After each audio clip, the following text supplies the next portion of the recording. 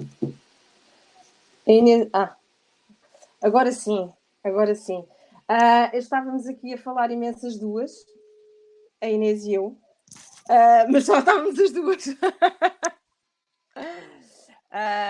Mas pronto, agora sim, acho que já estamos com assistência e a ouvirem-nos. Pedimos desculpa por esta nabice da minha parte, porque estávamos aqui numa plataforma diferente e eu achava que já estávamos em live. Antes de mais, e mais uma vez, muito obrigada. Ai, agora continuam a ligar. É porque se calhar não estamos. Estamos ou não estamos? Podem-me só dar aqui uma nota no chat. Só para perguntar se estão-nos a ouvir.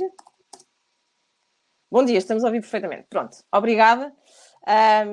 E mais uma vez tem a ver com este novo formato. Eu estava a dizer à Inês que chegávamos sempre atrasados 1 minuto às reuniões, por causa de transferir de sala para sala, neste caso tudo no mesmo sítio, e agora já não temos isso. Estava aqui e escusamos aqui de fazer introduções, porque toda a gente já conhece a Inês, mas ainda assim, para alguém que possa estar mais distraído, a Inês Veloso é diretora de Comunicação e Marketing da Randstad, a quem eu quero agradecer estar aqui connosco hoje. Também agradecer-vos a todos que estão aí desse lado a desejar-nos um bom dia, o vosso interesse, a vossa participação.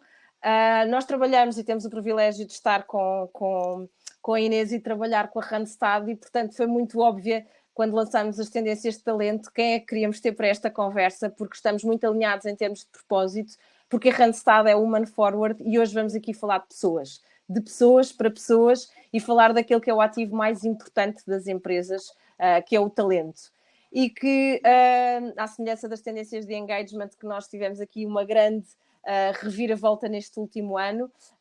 Comentávamos há pouco que o editor da revista Wire disse que houve uma alteração, ou aquilo que prevíamos para os próximos 10 anos aconteceram em 6 semanas. Eu estava a dizer que ele era muito radical em relação aos timings, mas está a fazer precisamente 1 ano que estamos neste contexto. Todos nós mudamos como consumidor, colaborador, e somos pessoas diferentes e queríamos falar aqui um bocadinho, até porque este estudo é internacional e daí também fazer todo o sentido falarmos com a Randstad, que conhece melhor que ninguém a realidade local e de diferentes empresas, de como é que estamos, e por isso fez todo sentido para nós esta conversa aqui hoje. Por isso, bom dia a todos mais uma vez, obrigada. E Inês, obrigada por esta conversa que felizmente eu espero que seja quase aquelas nossas conversas nas reuniões que acabamos sempre por trocar e partilhar medo. Acabamos por partilhar muitos destes conhecimentos e por isso fazer também aqui uma conversa um bocadinho mais descontraída e falar aqui sobre então este ativo mais importante que são as pessoas.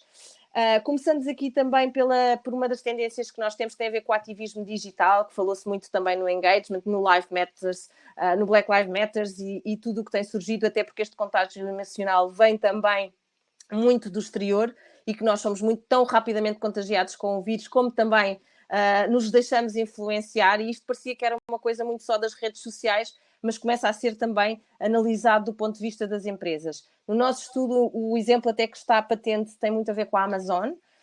Aquele exemplo do ano passado, quando o vice-presidente se veio embora em maio de 2020 e que disse bye Amazon, porque estava muito associada a juntar-se às causas das pessoas que se queixaram da empresa publicamente porque não estava a salvaguardar as questões da segurança de quem tinha que trabalhar presencialmente. E, portanto, a pergunta é se estas estruturas culturais das empresas que ficaram debilitadas pelo teletrabalho, ou pelo menos este estudo considera que de alguma forma elas ficaram, e esta percepção de falta de segurança, como é que as empresas, no nosso contexto, mais em Portugal, se estão a preparar para responder a este desafio? Como é que elas vão respondendo e que até que ponto é que achas que se deixam influenciar por isso? Bem, antes de mais, obrigada e bom dia.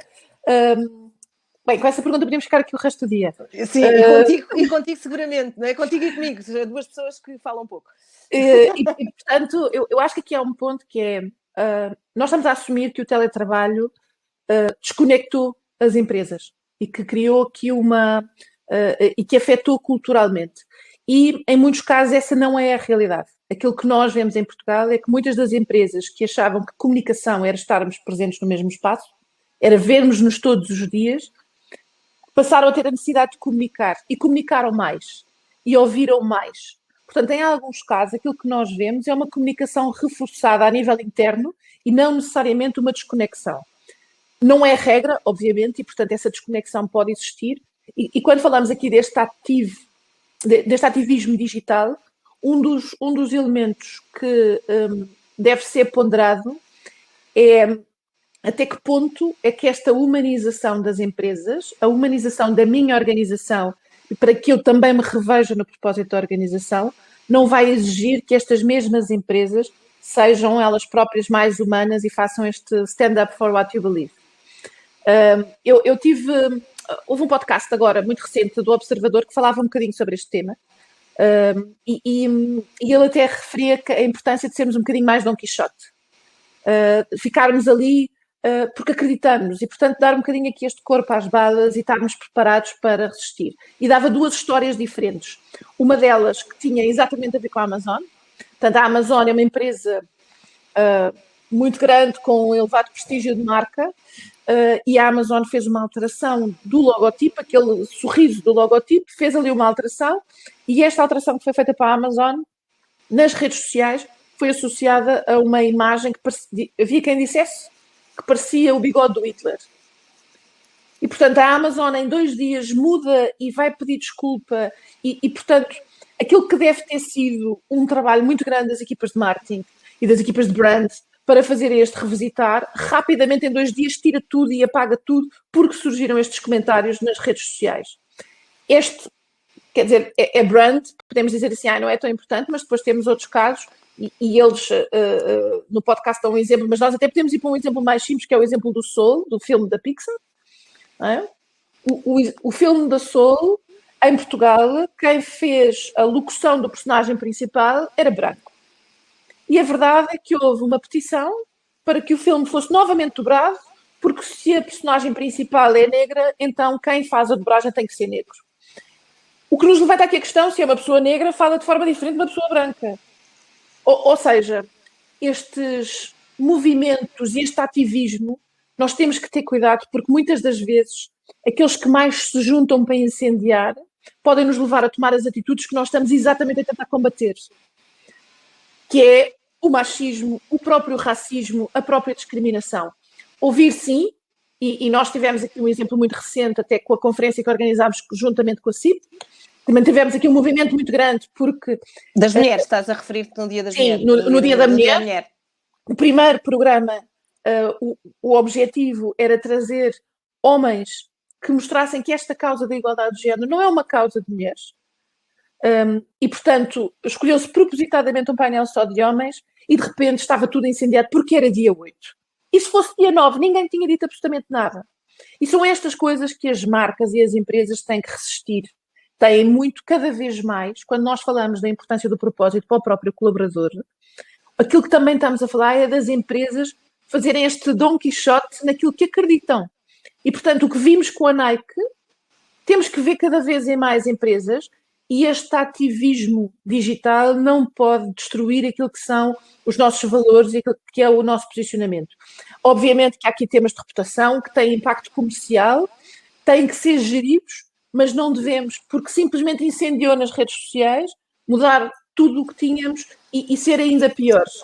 Porque senão vamos ser empresas muito falsas, porque tudo aquilo que comunicamos a seguir vamos voltar atrás, porque pode ser mal visto por algumas pessoas. E os olhos são todos diferentes, e vamos sempre ter isso. Olha, também queria só aproveitar aqui alguém, se quiser fazer alguma pergunta, também pode ir deixando aqui digitalmente, aqui no chat, mas queria-me passar aqui também, estávamos a falar de ativismo digital, porque também temos o ativismo sem ser o digital, não é? A Ground Force está a fazer isso também de uma forma presencial. E falando então no digital, as empresas já se encontravam nesta necessidade da transformação, falava-se muito da inteligência artificial, a automatização e o que é que isso também ia prejudicar em termos de postos de trabalho, não é? E a pandemia veio tornar esta dinâmica muito mais desafiante. Como é isto também no próprio estudo, que é internacional, não é uma questão de Portugal, mas como é que nós cá estamos a reagir ou a preparar-se para este futuro? Até um bocadinho o perfil das pessoas. o perfil mais tech, e sendo que nós até passámos de pessoas, algumas delas, estamos a falar das pessoas até mais velhas, quase de info-excluídas, e que passaram a ser um bocadinho tecnodependentes, porque até para ver a família precisam este quadradinho, esta caixa que nós antigamente falávamos que era a televisão, e que agora permanecemos todos os dias. Como é que as empresas estão a reagir a esta questão da inteligência artificial? Até que ponto é que isso acelerou e como é que nós estamos preparados também para preparar essas pessoas que vão entrando e para esta nova realidade? Se nós, é interessante porque antes da pandemia nós estávamos muito a falar da transformação digital e da importância de acelerar. Aliás, em 2018 a CIP apresentou, juntamente com a Nova e com a McKinsey, um estudo a incidir em Portugal, em que apontava para mais de 1 milhão de empregos iriam desaparecer, existindo a possibilidade de virem a ser criados cerca de 800 a 900 mil, mas obviamente com competências muito diferentes. A pandemia o que veio fazer foi acelerar. Há também um reporte da McKinsey que mostra exatamente isso, ou seja, a destruição de empregos que estava prevista foi acelerada em contexto pandémico e não houve aqui um stop naquilo que era a transformação digital, pelo contrário, houve uma aceleração. O que é que isto quer dizer? Quer dizer que há um desafio grande para as organizações, porque as suas pessoas têm que acelerar ainda mais naquilo que é o desenvolvimento destas mesmas competências. Os programas, quer da upskilling, quer de reskilling, vão ser fundamentais para aquilo que vai ser a nova realidade. E nós hoje percebemos isso de uma forma muito simples, não é? Se até a pandemia parecia que estávamos todos a falar muito no abstrato e, portanto, nas empresas, o estar na agenda, havia sempre bloqueadores. Porque é que eu hei de fazer os pagamentos digitais? Porque é que eu hei de lançar o site de e-commerce? As pessoas ainda não querem, e depois fazia estudos de mercado, e, portanto, havia aqui alguma hesitação. O contexto acelerou tudo isso, e acelerou num sentido em que trouxe o consumidor para essa aceleração. Ou seja, se calhar, a maior parte de nós tem pais que hoje já comprou online e nunca tinham comprado online, não é? Nunca tinham sequer pensado em fazer compras de bens alimentares, de roupa, do que quer que seja. O que vemos hoje, o fenómeno das entregas, seja Uber, seja Glovo, seja este fenómeno que passou a ser muito mais do que comida, muito mais do que alimentação. Não é? Já temos livros, já temos... E, portanto, há aqui uma transformação que é uma transformação generalizada. E estas transformações aceleram quando são feitas por responsabilidade do contexto. A grande questão é quando este contexto começar a normalizar de alguma forma, e sabemos que isto é um processo muito mais lento do que todos desejaríamos, o que é que vai ficar e onde é que vamos estar? Agora, é inegável, transformação digital sim, as empresas portuguesas responderam e vemos diferenças do primeiro lockdown para o segundo lockdown. Não é? No primeiro lockdown ninguém estava preparado, no segundo lockdown já temos as marcas aceleraram e perceberam que este era um caminho inevitável. Mesmo não sabendo quando é que tudo isto termina, este é um caminho inevitável. E isto traz uma responsabilidade que é eu tenho que mapear as minhas pessoas, tenho que perceber quais são as suas competências e tenho que acelerar estes programas. E esta responsabilidade também de garantir que não é agora olhar e dizer as pessoas que eu tenho aqui não são digitais e, portanto, experimento coletivo e vão todas. Não, é compreender que há aqui programas que têm que ser desenvolvidos em termos de desenvolvimento dessas mesmas competências e uma estratégia da própria organização de quais é que vão ser as competências necessárias para que a empresa possa responder aos próximos contextos de mercado. Mas achas que tem que estar preparado, por um lado, também as empresas, mas os próprios candidatos, não é? Ou seja, também há aqui, é quase como uma mudança de chip de parte a parte. Porque... Sim.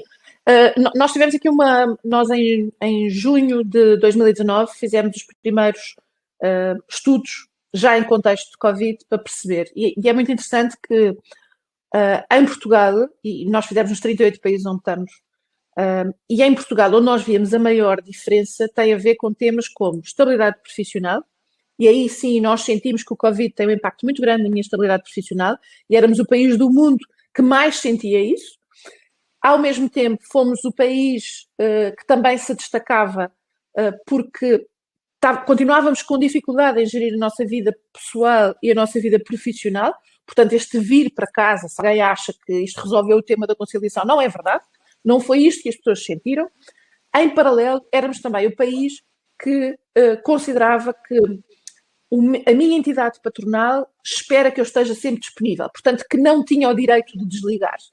E estes era onde nós nos diferenciávamos mais e estávamos nos extremos daqueles gráficos. Em tudo o que tinha a ver com se a minha empresa me deu os equipamentos necessários para eu poder trabalhar de forma remota, se a minha empresa me ajudou a fazer essa adaptação em termos de competências, se eu sinto que tenho essas competências para conseguir continuar a prestar o meu trabalho, Portugal está na média europeia. Ou seja, não tivemos aqui um comportamento em que as pessoas se sentissem completamente desintegradas e tivemos até um fenómeno interessante que é, tivemos posicionados até melhor naquilo que é o well-being, ou seja, os portugueses consideraram que as empresas tiveram esta preocupação. Outras das coisas que é interessante, e aqui já me refiro a um estudo de final de 2020, ou seja, contexto pandémico outra vez, aquilo que vemos é, há cada vez mais a noção de que a responsabilidade da formação de competências e da aquisição destas novas competências é uma responsabilidade partilhada. Ou seja, há anos atrás nós dizíamos, eu não faço isto porque a minha empresa não me deu formação. A minha empresa não me disse, portanto, hoje isso já não é verdade. Este ónus da formação é um ónus partilhado. E vemos isso exatamente nos estudos que temos, onde cada vez mais as pessoas ligam esta responsabilidade das competências digitais também a elas próprias. O que também é interessante neste último estudo, e eu parece que estou aqui a debitar uma série de estudos, mas tem aqui dados de Portugal, não é? São coisas muito concretas e são respondidas pelas pessoas. Um dos elementos mais interessantes e que vemos que há aqui também uma diferença, por causa deste contexto pandémico e por causa daquilo que tem sido, quer o esforço do colaborador, quer o próprio esforço das organizações, a relação que se estabeleceu faz com que as pessoas sintam que em caso de necessidade de despedimento, e portanto elas reconhecem que isto pode acontecer, que existe também uma partilha do ónus de ajudar a encontrar um novo emprego com a própria empresa. E este é um fator novo que vemos também aqui em crescente com os programas de outplacement, não é? Que em Portugal, eu lembro-me há 2 anos atrás, tínhamos que explicar o que era o outplacement. Hoje muito mais pessoas sabem o que é o outplacement, muito mais pessoas sabem o que é que são atividades de coaching e fazer aqui este coaching que é identificar quais são as minhas ferramentas e as minhas competências.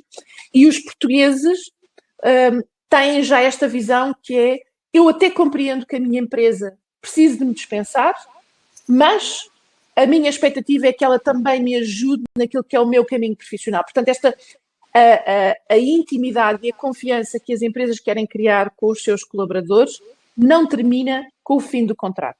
E é preciso que haja esta mudança também.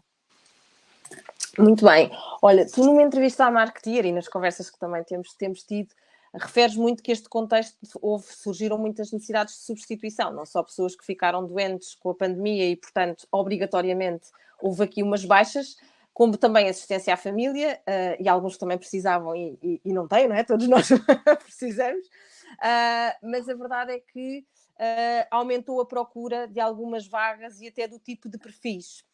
Isto vai fazer com que, se calhar, houve mais, ou procura por perfis mais digitais, e o nosso estudo até considera, inclusivamente, refere que uma empresa que refere que a competência mais procurada, ou 90% das empresas acham que a criatividade deve ser a competência mais procurada nos próximos tempos, o que até vem aqui desmistificar que ser criativo é só dito das agências de publicidade ou aquela pessoa que tem na função de job description de criativo, e que todos nós acabamos por ter que o ser, não é? E que isso é uma competência que nos torna mais ágeis, mais flexíveis.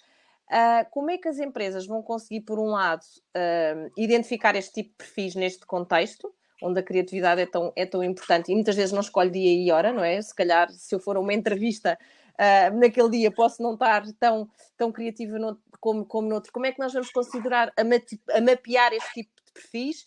E depois, quando os tivermos, como é que os conseguimos alimentar? Porque dizem que a criatividade é contagiosa, também é como o vírus, não é? E ela vai em crescendo. Se esta é uma competência tão procurada, também aliada à tecnologia, como é que esta inversão, esta necessidade de se contratar, substituir mais pessoas rapidamente, como é que nós estamos preparados ou que trabalho, que caminho é que as empresas já estão a fazer?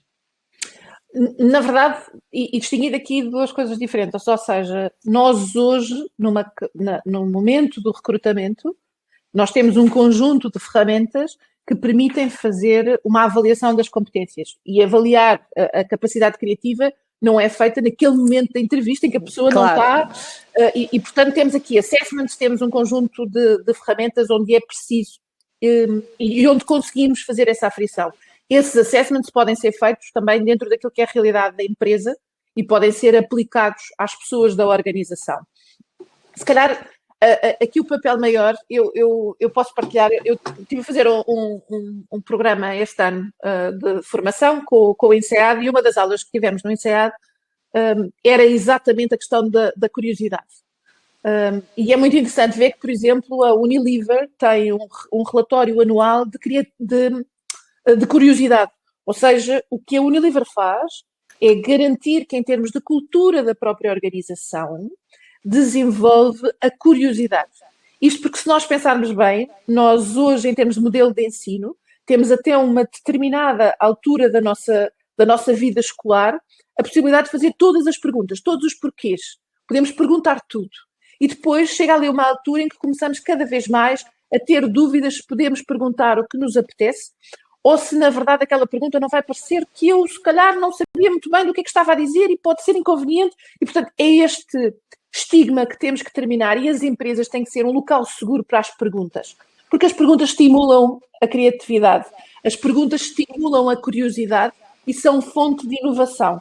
Portanto, sim, olhar para processos de recrutamento que sejam cada vez mais complexos, mais completos, não é complexos, mais completos. Ou seja, não olhar para onde é que esta pessoa estudou e só o que é que ela fez, mas ir muito mais longe, perceber aquilo que é o potencial e perceber aquilo que são as competências da pessoa. E já existem muitas soluções e tem que estar garantido neste processo para que eu depois tenha estas competências dentro da organização. Na organização, garantir que eu tenho mapeadas as competências existentes, poder e criar uma cultura de criatividade, criar uma cultura de perguntar. Porque se esta cultura não existe, a pessoa mais criativa pode entrar naquela organização e não o vai conseguir ser. É preciso ter esta noção que as competências treinam-se. Nós damos sempre o mesmo exemplo, não é? Mas o Renato Correio está mal agora ao jogo, não dava para que eu sempre mas é assim, todos temos maus dias, mesmo treinando, todos temos um dia menos bom. Agora, é preciso ter esta noção, que é a ideia de que eu não sou criativa. Eu posso não ser naturalmente, não ter desenvolvido esta competência, mas eu posso ser criativa. A única coisa que eu tenho que fazer é criar mecanismos para desenvolver a minha criatividade. Eu posso dar aqui uma nota engraçada. Eu, na minha equipa, uma das coisas que, até mais em contexto antes de pandemia, porque fazíamos sempre um almoço, nós uma vez por mês fazíamos um almoço e nesse almoço definíamos antes, havia uma pessoa da equipa que era o diretor de marketing e nunca era eu. Okay? Eu era a única que não podia ter a função. E o diretor de marketing, ou a diretora de marketing, escolhia uma empresa qualquer, e lançava um desafio à equipa para, no almoço, discutirmos como é que resolvíamos aquele problema. O objetivo deste exercício é, primeiro, sairmos da nossa caixa e pensarmos não no nosso negócio, mas pensarmos noutro negócio que nem conhecemos tão bem e, acima de tudo, trocarmos os chapéus uns dos outros e contribuirmos para uma discussão que depois resultava sempre em ideias para aquilo que é a nossa vida na Randstad. E, portanto, esta criação fazia com que algumas pessoas, que nem sempre são as mais idiotas, não é?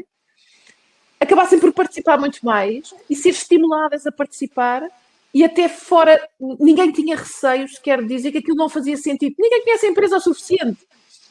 Portanto, estes mecanismos e esta nossa forma, a nossa responsabilidade enquanto líderes de uma equipa é também de estimular esta criatividade, esta curiosidade e esta forma de inovar.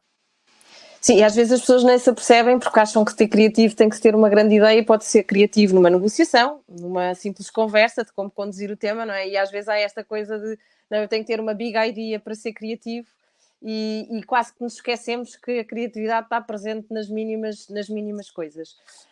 Estávamos também aqui a falar de humanização, aliás, o vosso lema é muito Woman Forward, e a pandemia vai fazer com que compreendêssemos muito melhor as realidades específicas, não é? Tipo a interrupção de uma criança a meio que pode acontecer. Aqui vou já fazer o disclaimer, vai poder acontecer sem controle nenhum.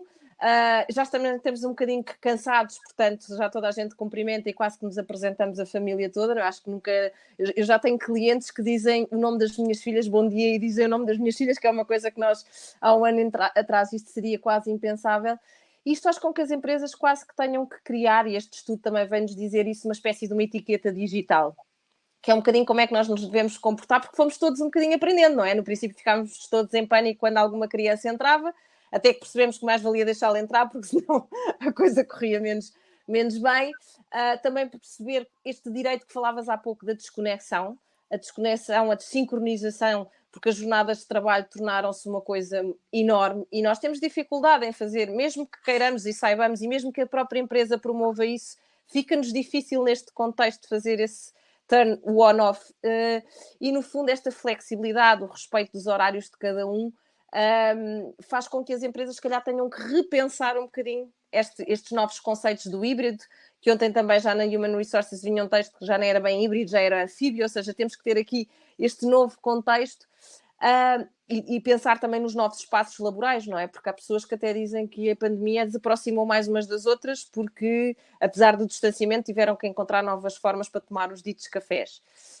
As empresas, achas que em Portugal, na realidade que vais conhecendo, já estamos a preparar essa dita etiqueta digital, se é que assim se podemos dizer, ou em que fase é que nós estamos mais ou menos neste momento com esses novos conceitos daquilo que vem, quando controlarmos, eu não digo quando acabar a pandemia, mas quando controlarmos a pandemia? Eu acho que há aqui duas coisas diferentes. A primeira é, claramente, esta etiqueta digital vai ter que acontecer, mas esta etiqueta digital, para que possa ser desenhada e implementada, não pode estar dependente de um contexto, ou seja, não seria... Eu até podemos fazer uma política na Randstad que diga que quando a pessoa está em call, que tem que ter um fundo neutro e que não pode aparecer barulhos, etc. Mas quer dizer, as escolas estão fechadas. Não Sim. há forma de gerir, não é? Portanto, enquanto nós estivermos com este contexto que faz com que estejamos todos em casa, não há etiqueta digital possível. E essa compreensão tem que existir, mas se calhar da mesma forma que vemos que existe hoje uma fadiga do Zoom, não é? Coitado do Zoom, cresceu com a pandemia e agora está associado à fadiga, mas é o que é. É o que é. A verdade é que estamos também com menor tolerância para essa componente dos filhos aparecerem, etc. Não é? Ou seja, já há quase uma expectativa de que as pessoas já se tenham também conseguido organizar em casa. Esperamos que as empresas já consigam fazer as entregas e que as famílias já consigam. O que é um desafio, porque em alguns casos essa organização existe, mas não dá para mais, porque as casas são mais pequenas, porque as crianças são mais novas. Portanto, também estão mais cansadas, não é? Portanto, exatamente. Já não estão... Portanto, a resiliência é claramente a palavra deste ano. Nós tivemos fomos muito otimistas quando fizemos o brinde da meia-noite e achamos que 2020 acabava com tudo de mal, o que nós nunca sonhámos que ia existir e que estávamos fartos de gerir. Mas não estávamos a ser verdadeiros, não é? 2021 vai continuar a ser um ano em que a resiliência é mais importante do que nunca e portanto, temos que ter esta humanização em todo o processo, não tentar organizar o melhor possível este espaço de trabalho que é conjunto para não prejudicar, mas na verdade vai continuar a existir. Outra questão tem a ver com o que é que vai ser amanhã. E amanhã as empresas têm que olhar para estes modelos. Nós na Randstad não defendemos nenhum, mas o que achamos é que não faz sentido não aprender e não olhar para tudo o que foi esta experiência, porque isto pode ser visto quase como uma grande experimentação, não é? Contrariando todos os modelos agiles, os MVPs, isto é uma experimentação gigante, mas que tem que nos ajudar a perceber o que é que correu bem. As minhas equipas foram mais felizes, mais conectadas, pelo contrário, não. Eu não tinha as ferramentas suficientes, eu não sei medir a produtividade. Havia pessoas que não sabiam o que haviam de fazer porque não estavam na empresa.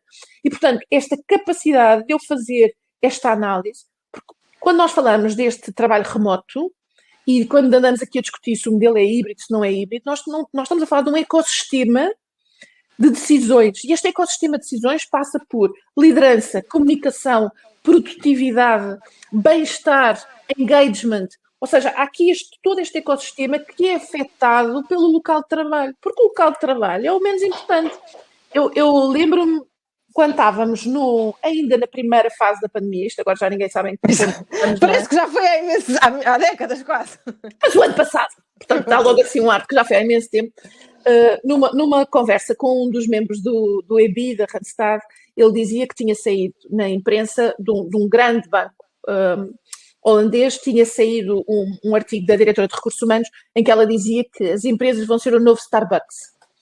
Ou seja, que as pessoas só vão à empresa para tomarem café umas com as outras. Eu não sei se vão ser o Starbucks ou não. O que nós sabemos também é que a origem do teletrabalho, a primeira vez que se falou da expressão de teletrabalho, foi quando houve uma crise petrolífera e as pessoas tiveram que trabalhar em casa, porque não havia gasolina que permitisse as deslocações, não é?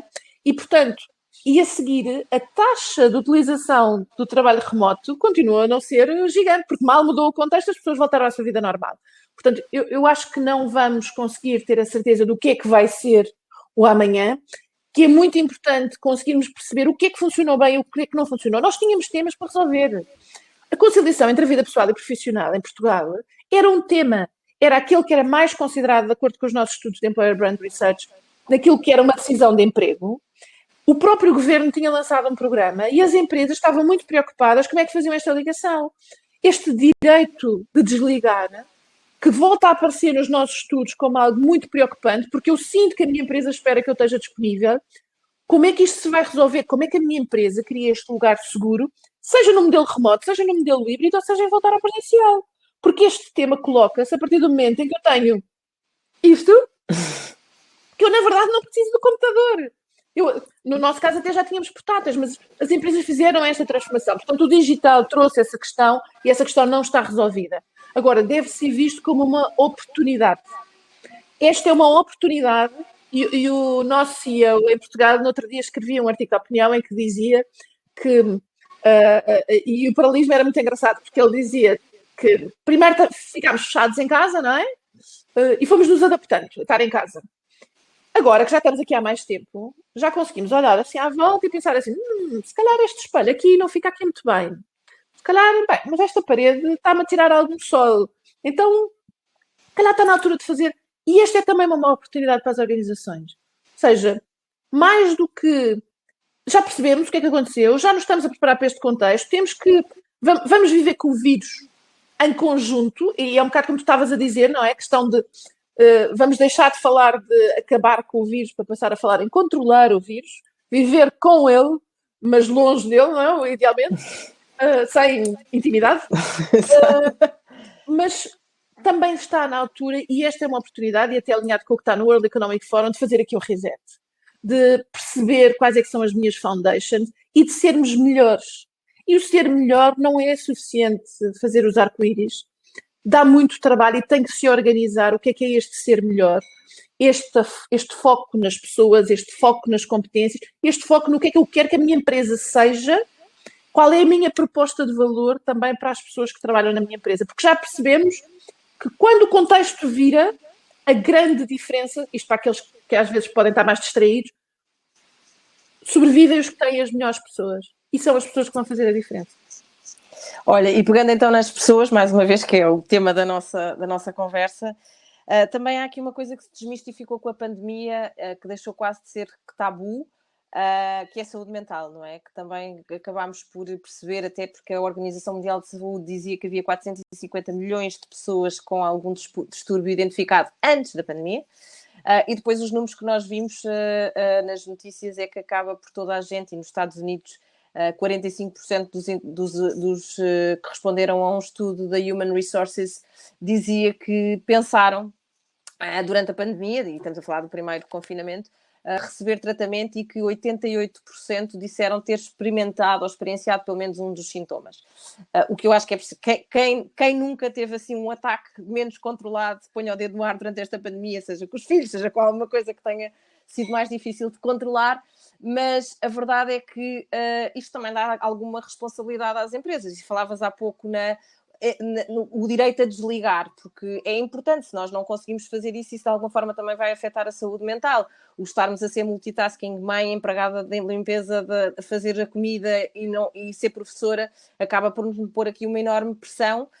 E, portanto, a saúde mental até virou, também em termos de consumidor nas redes sociais, por exemplo, o Instagram, que era a rede de tudo era belo, os corpos perfeitos, e as pessoas já vêm dizer, não, eu hoje estou mesmo irritada, estou mesmo chateada, temos uma bomba na fafinha, temos um raminhos. Pessoas que nós até dizíamos, e agora até temos a Megan, não é? Que vai dizer que tinha tendências suicidas e o teletrabalho para ela, se calhar não foi bem exatamente o nosso teletrabalho. Mas, piadas à parte, a verdade é como é que as empresas conseguem estar preparadas para esta questão da saúde mental, que até então era um tema muito privado, não era? E que há de continuar a ser, mas se estamos melhor preparados, como é que as empresas podem ajudar de alguma forma a responder a este impacto do isolamento? E qual é o papel das empresas também relativamente à saúde mental dos colaboradores? Porque as empresas e os técnicos de recursos humanos não são médicos, não são psicólogos, não são quem tem que fazer esse papel. Como é que nós estamos preparados para esta aceitação de que a saúde mental é um tema importante nas nossas pessoas? Este é um tema sensível. Na verdade, este tema da saúde mental, e que agora se usa muito esta expressão de saúde mental, se nos lembrarmos bem, antes da pandemia falava-se em stress. Aliás, antes, o stress foi o primeiro, a seguir veio o burnout. E agora vem a saúde mental. E sempre houve aqui alguma dificuldade das empresas se saberem como é que o geriam, e depois, por outro lado, há aqui um tema reputacional, que é eu, enquanto empresa, não queria estar associada nem à palavra stress, nem à palavra burnout. Portanto, nós na Randstad temos desenvolvido, por exemplo, na atividade de contact centers, em conjunto com, e este é um estudo da Universidade de Psicologia, da Universidade Clássica, da Faculdade de Psicologia, com a professora Maria José Chambel, e temos feito, ao longo dos últimos anos, este acompanhamento, que é perceber este well-being das nossas pessoas e reconhecendo aquilo que é a intensidade do trabalho no ambiente de contact center, percebendo como é que as pessoas estão a conseguir gerir a sua saúde mental, aqui mais ligado até com esta componente. Falávamos mais de stress e falávamos mais de burnout. Nesta fase, aquilo que nós estamos a verificar é que todos nós estamos a viver neste contexto e estamos fartos, outros estamos com medo de voltar a trabalhar, e noutros casos tivemos situações muito dolorosas a nível familiar que nos levou a perder entes queridos, e portanto este processo de luto também é um processo complicado. E as empresas, ao mesmo tempo, têm aqui maioritariamente uma grande pressão para recuperar, então, e precisam de fazer esta continuidade do seu negócio. Qual é o papel das organizações? Primeiro, o papel é claramente ter estruturas para que as pessoas possam pedir ajuda, conseguir perceber quando é que alguém está perante uma situação clínica. É completamente errado e assustador todas as empresas que se queiram substituir a um médico ou a um psicólogo. Porque este não é o papel das organizações. O papel das empresas é garantir o bem-estar das pessoas, mas não é substituírem-se e fazer este papel. Outra das coisas... Achas que há essa tentação às vezes? Acho que há esta tentação, e acho que há aqui uma responsabilidade muito grande nas equipas que vão fazer esta gestão. Quanto menos, se eu tiver que contar à minha empresa que estou numa situação de profunda ansiedade, que não estou a conseguir concentrar-me, eu pretendo uma resposta, é um pedido de ajuda, e portanto é bom que a empresa tenha esta capacidade de me conseguir encaminhar, mas a forma como a empresa gera este tema tem de ser muito eficiente. Ou seja, eu não posso ter que falar com 3 ou 4 pessoas dos recursos humanos ou de outra área qualquer a ter que contar a minha história, porque não faz sentido, não é? E eu tenho que estar nesta safe net. E não pode, em caso nenhum, a seguir vir a empresa, para a imprensa dizer nós tivemos não sei quantos casos identificados e estamos a ajudar não sei quantos colaboradores, porque não é suposto. É a minha intimidade, é algo em que eu confiei na empresa.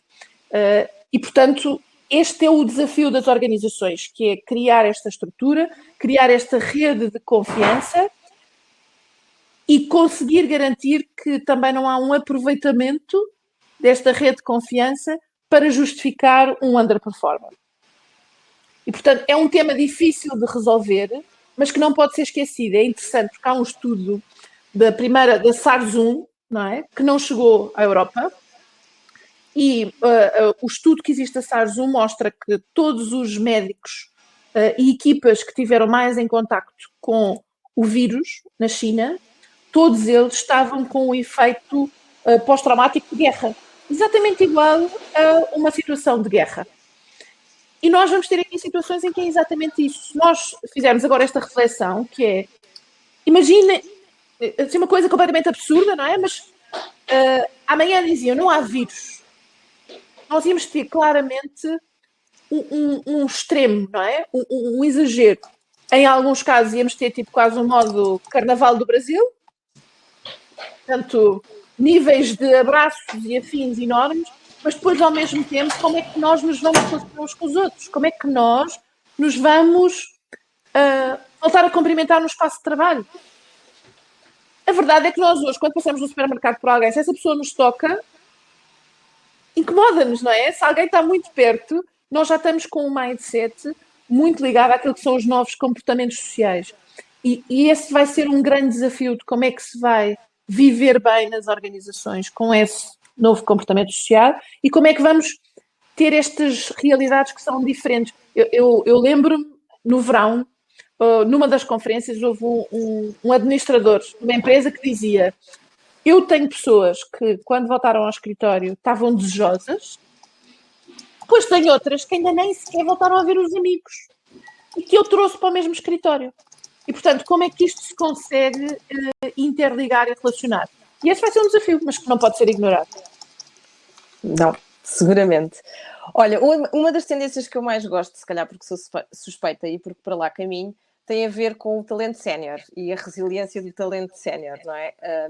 Nós somos da mesma casta, já falámos sobre isso, somos da mesma colheita, mas a verdade, nós aqui na LIC eu faço parte da equipa mais sénior e acho que andámos a ver durante muitos anos, não é? As empresas todas, muitos millennials, a geração Z, a apostar na forma como os integrar, muitos estudos também acerca disso. E de repente vem-nos dizer que a pandemia traz muitos riscos, mas também trouxe muitas oportunidades, e nomeadamente as empresas terem mais noção da importância do talento sénior e desta resiliência que são eles que nos vão ajudar também a ultrapassar esta questão da pandemia. E há até exemplos, e estamos a falar de empresas grandes. Eu conheço um caso pessoal de uma pessoa que já está reformada, com a idade da reforma, e que a empresa até está a pagar mais 10% para que ela continue, e que isto é bom de parte a parte, ou seja, a pessoa quer ficar porque sente que está a dar o seu contributo e a empresa também quer que ela fique. Esta nova forma de olhar para o talento sénior, que muitas vezes até íamos sendo visto como na prateleira, e ainda por cima ontem foi anunciado que vamos trabalhar mais uns mesitos, não é? Assim, desde 2014. Quase 67 anos, vamos lá quase. Que eu acho que eles anunciaram isto numa altura em que toda a gente diz: tudo bem, isto também é tudo igual, mais um mês, já não vou mais cedo para a minha quinta ou para aquela minha ideia da reforma de sonho. Mas que é um bocadinho linear, não é? Aquela ideia de estou a estudar, vou trabalhar, vou-me reformar. Como é que nós conseguimos fazer, ou como é que as empresas estão preparadas? Como é que vês esta questão de tipos de formação diferentes? E há pouco falavas do upskilling e do reskilling, e como é que nós podemos também, de alguma forma, contornar isto, mas vês também com otimismo esta questão do talento sénior também estar melhor preparado, e até que provou que aqueles handicaps muitas vezes que lhes eram associados, nomeadamente na componente da digitalização, conseguiram ser quase usados. E eu vejo também, por exemplo, na escola, a professora da minha filha, que é um bocadinho mais velha, e eu achei delicioso porque ela nunca desistiu e agora é muito mais pró e ajuda toda a gente. Portanto, houve esta questão do talento sénior se ganhar aqui um novo estatuto, ou pelo menos não é ganhar um novo estatuto, mas se calhar voltar a um estatuto que se calhar durante uns últimos anos foi tido ali a geração millennials, vocês é que sim. Como é que tu vês isto? Como é que achas que as empresas estão a reagir a isto? E até nos estudos que a Randstad tem estado em permanente monitorização, nos consegue dizer sobre isto? Não sei se esta é daquelas muito difíceis. Não, eu acho que nós não conseguimos ser assim tão otimistas. Ou seja, nós temos, até por questões legislativas, alguma durabilidade, não é? Que a questão da própria estabilidade profissional. As pessoas, a partir de uma certa idade, depois acabam por ficar ali naquela empresa e acabam por terminar ali a sua carreira. Portanto, o que eu acho que aconteceu em muitos casos foi as empresas fizeram o freeze de contratações e tiveram que olhar para as pessoas que tinham à volta. E se calhar existia algum preconceito que as pessoas de uma determinada geração pudessem ter maior dificuldade a adaptar-se, mas essa dificuldade efetivamente não aconteceu. Agora, se me perguntas, isso mudou, portanto agora já estão a querer contratar, agora quando querem contratar um digital marketer, já não querem saber se a pessoa tem 50 anos e até é bom. Eu acho que as empresas continuam a perceber que esta diversidade geracional é fundamental e não há aqui uma forma muito diferente de ver aquilo que é a geração mais velha. Agora, é como uma equipa de futebol, não é? Voltamos ao tema do futebol. Nenhuma equipa completamente júnior vai ter os mesmos resultados do que se não tiver esta própria diversidade. E é muito importante que a tenha. Eu agora vou desaparecer do screen, que é para pôr energia no computador, reparem. Tudo Como bem. aconteceu, já me aconteceu uma vez em palco, na vida real, já me aconteceu uma vez tirar um brinco também, tirar um brinco a meio de uma conferência que batia no microfone. Portanto, isto é mais coisa, menos coisa, é tudo igual. Ou seja, eu não sinto que haja essa valorização. Acho que sim, que houve uma valorização muito maior das pessoas e, acima de tudo, que nós mostramos, e Portugal foi um bom exemplo nisso, que nós mostramos que temos uma capacidade de adaptação e de reação muito boa, independentemente da idade. O desafio que nós vamos ter em termos geracionais tem a ver com o número de ofertas de emprego. Ou seja, nós vimos nos estudos mais recentes do INE que são os mais jovens e as mulheres, portanto esta é a má notícia também, que estão a ser mais afetados pelo desemprego. E, portanto, este recrutamento, os próprios programas de estágios, foi muito o que as empresas acabaram por parar. E então tiveram que olhar para as pessoas que tinham na casa. E então, sim, aí vão buscar pessoas com mais experiência. Agora, se as vão valorizar mais, se há aqui, não sei. Não sentimos que haja isso, até porque esta questão da idade tem que ser, é um bocadinho como a questão do género, tem que ser completamente quebrada. Porque nós temos pessoas com 50 anos, com 60 anos, não é? Faltam 7 anos quase de carreira, com capacidade de adaptação, com agilidade, com criatividade, com as competências todas para ser, e são excelentes profissionais, e em contraposição com pessoas de 24 e 25 anos que não conseguiram trabalhar remotamente e que não se adaptaram e que dizem que não sabem o que é que vão de fazer e têm que ter as tarefas, e exatamente a situação oposta. O que é preciso que as organizações percebam nesta... E é muito interessante, nós ainda no mês de janeiro estivemos muito focados em falar em diversidade e inclusão, e nós quando olhamos para o tema da diversidade olhamos muito para a questão de género e até para opções mais de cariz até sexual ou até para o tema ligado às etnias. Mas a verdade é que quando falamos de diversidade, falamos também de diversidade geracional. E esta diversidade geracional tem um contributo muito grande para aquilo que é a dinâmica das próprias organizações e o sucesso da própria organização. É muito importante ter equipas de gerações diferentes, porque cada uma das gerações vive em canais diferentes e tem hábitos e interesses diferentes que contribuem na sua diversidade para que a própria empresa tenha uma resposta muito mais interessante para o mercado, independentemente de até estar só focacionada num determinado nicho. Portanto, vai fazer com que ela esteja muito mais, e contribua de uma forma muito mais positiva para a própria sociedade. Portanto, eu diria que nem uma exacerbada valorização do talento sénior, nem a loucura de como vimos há uns anos atrás, que parecia que os millennials eram de outro mundo, não é? Vinham de outro planeta e iam revolucionar tudo e todos. Claramente, o caminho tem que ser diversidade e inclusão. Muito bem, Inês, acho que em termos de, como tu dizias logo no início, se ficávamos só na primeira a falar aqui muito mais tempo, ia só aqui dar espaço e ver aqui alguns comentários que a Ana Gil também tinha perguntado se aquele estudo da Unilever que acabaste por falar da curiosidade se é público, ou seja, se podemos... Posso confirmar, o nosso professor da UNCEAD é que partilhou e eles todos os anos fazem um relatório, é como se fosse um relatório de sustentabilidade. Ok, então se calhar também podemos ir verificar. Encontrá-lo. Depois aqui para responder à Wanda que conseguiu entrar mais tarde, sim, nós depois podemos enviar o link para ver o webinar desde o início, claro que sim, não se pode perder pitada.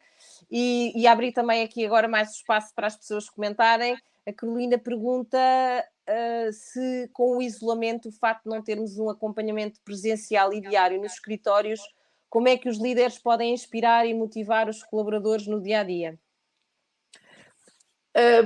Primeiro, dá para andar aqui para trás.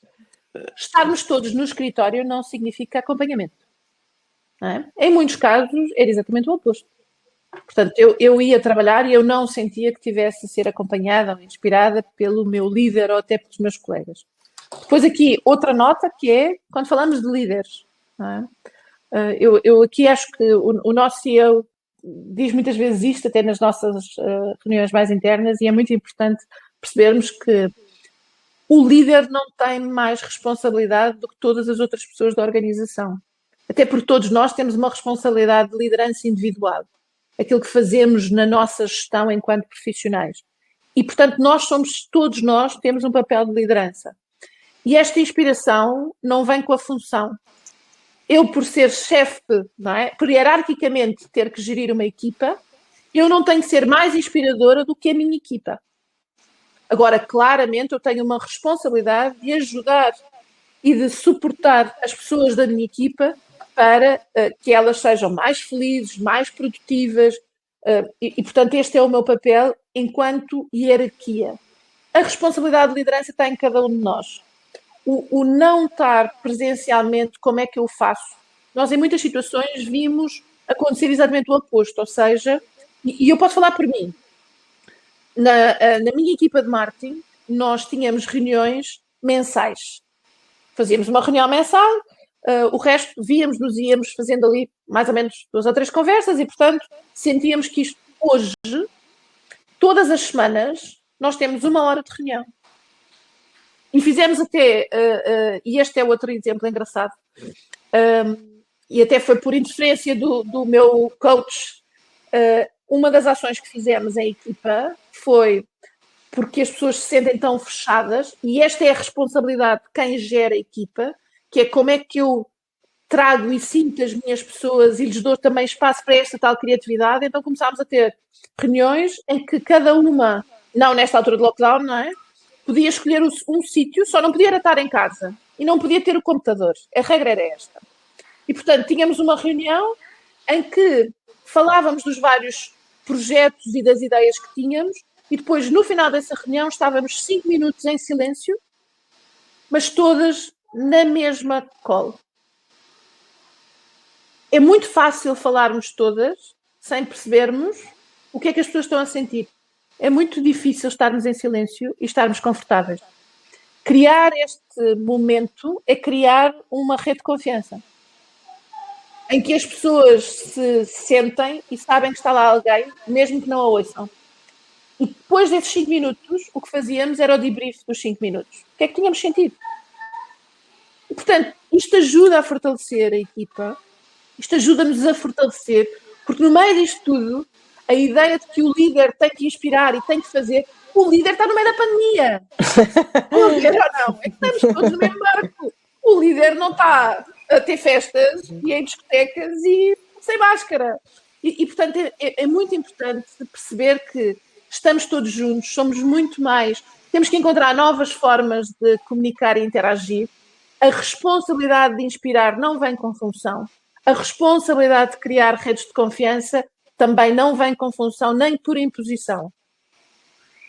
E garantir que temos momentos em grupo que contribuem para esse propósito, mas garantir que também existem muito mais conversas one-to-one, em que não estamos só a falar de trabalho e de projetos e de atingir objetivos, mas estamos a perceber como é que aquela pessoa está, para que possamos também garantir que ela está no seu melhor. E esse é giro, esse exemplo é super interessante, acho que vou roubar.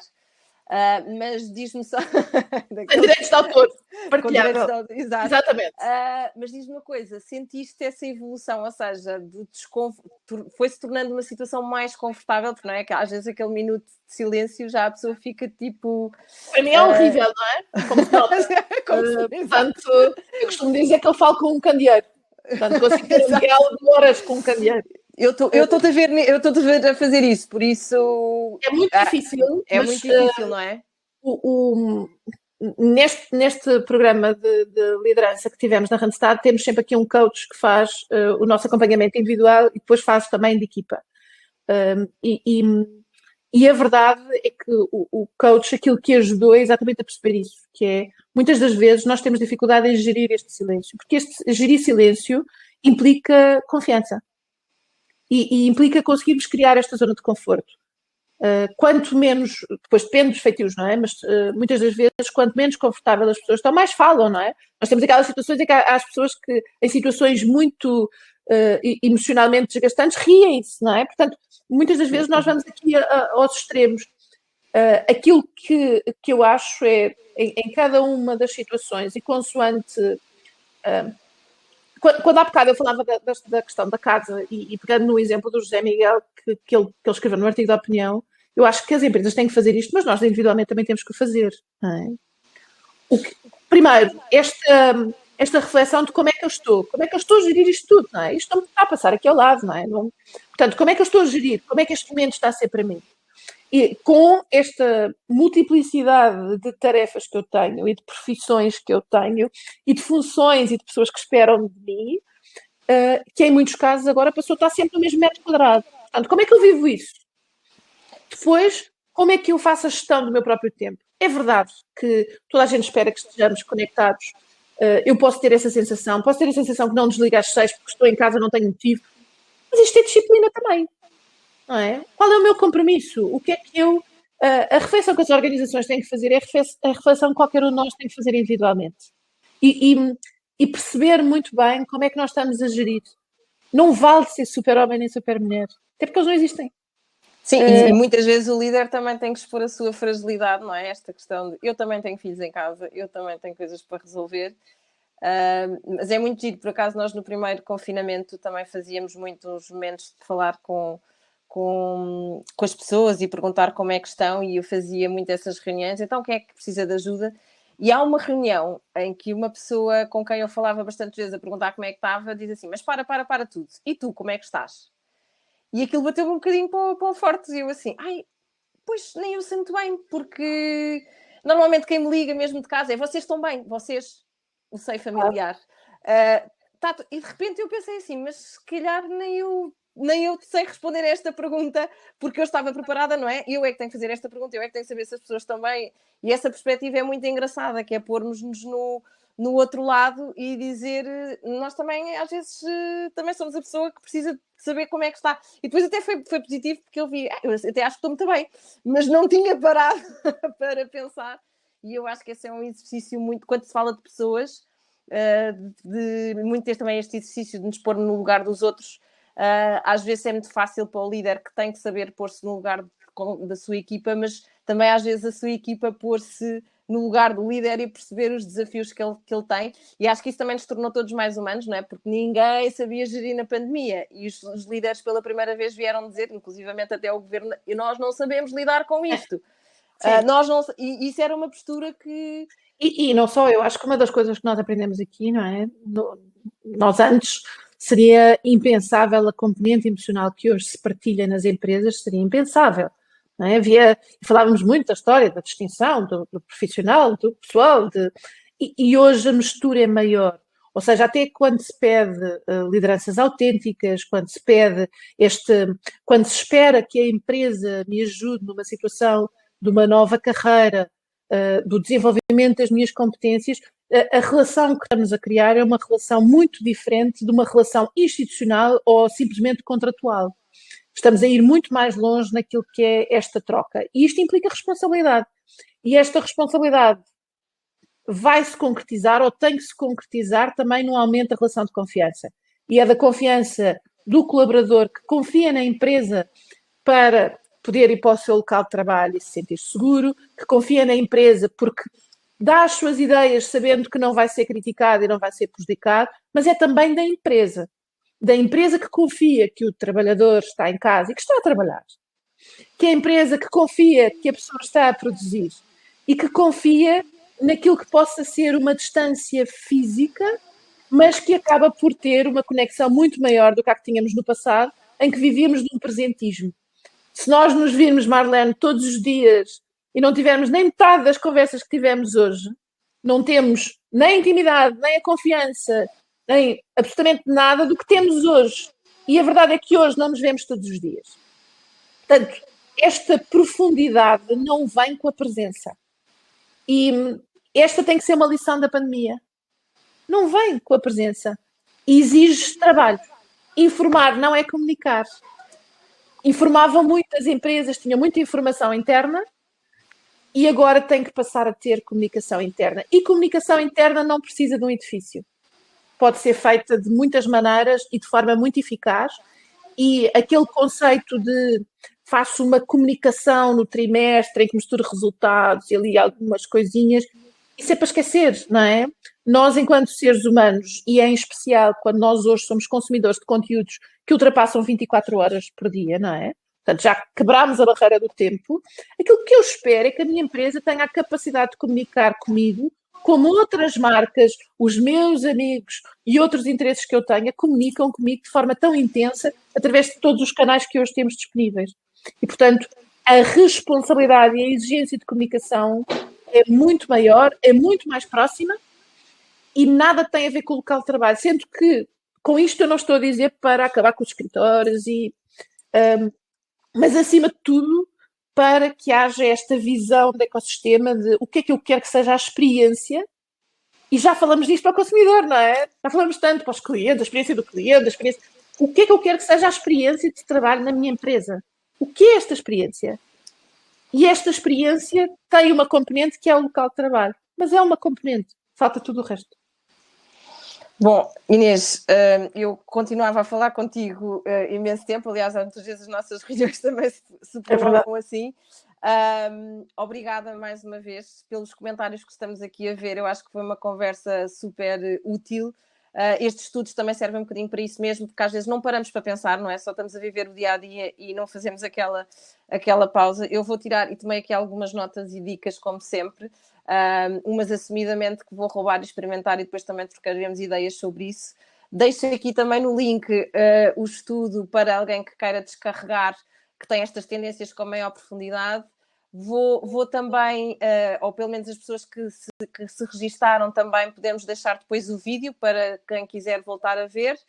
E mais uma vez agradecer-te. Sabíamos que ia ser uma boa conversa. Eu acho que foi claramente superado o objetivo e obrigada também a todos os que ficaram aqui. Nós prolongámos um bocadinho mais, como nestas, não é a life journey, a jornada de trabalho, a jornada da conversa acaba sempre por se prolongar um bocadinho, mas foi muito útil falar de pessoas. Acho que é sempre, sabemos sempre, ou aprendemos sempre mais qualquer coisa, porque cada um de nós, como dizem os ingleses, one of a kind, não é? E portanto há que conhecê-los melhor. Obrigada, Inês, obrigada a todos e obrigada também pelos vossos comentários, que estão de acordo comigo que a conversa foi interessante e por isso ficamos daqui satisfeitos com este propósito para hoje. Obrigada. Obrigada eu. Obrigada. Agora, não sei se as pessoas vão desligando ou se desligamos aqui. Deve ser ali no On Air. Deve ser ali. E já falamos então. Obrigada, Inês, mais uma vez. Obrigada.